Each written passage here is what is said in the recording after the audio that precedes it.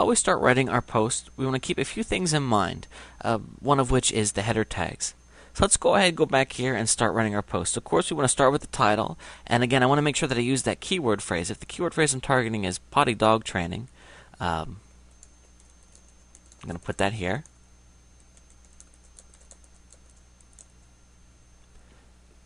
And then I'm going to start my post. Now, what I want to do is I want to emphasize the most important words in the header tags. So again, that's going to be potty dog training.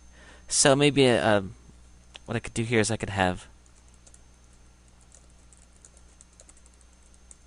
and I want to enclose these in header tags. To do that, one way, of course, is to switch to HTML and just go ahead and add these tags here. Watch this.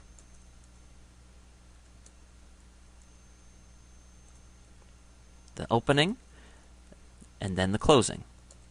That's that. Now we go back to Visual C. That's going to be bolded and look big like that. You might want to just start with H2. It's going to be a little bit smaller. I would suggest starting with either H1 or H2, and then of course you can start to create your post. The words. I'm going to go ahead and pause and write a few in. Okay, I went ahead and I typed a few lines. Of course, however you write your post is up to you. But then you can feel free to continue to use header tags throughout your post. Of course, you don't want to overdo it, but you can see here I start by saying, help with potty dog training. And then further down, I go ahead and highlight a new section starting the training.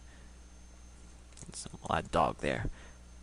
So let's go ahead and see how that looks. You can see how it helps to break things up into different sections. Again, what header tags do is they tell the search engines what the most important parts of the post are.